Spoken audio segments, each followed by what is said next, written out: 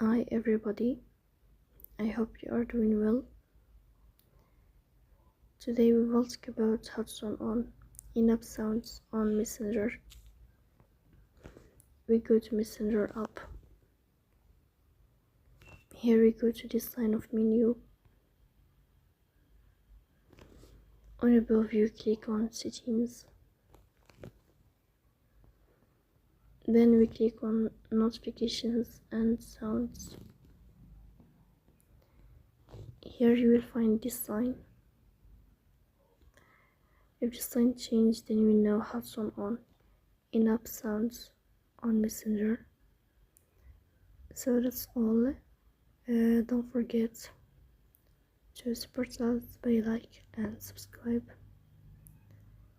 See you next time in another video, and thank you for watching and your attention.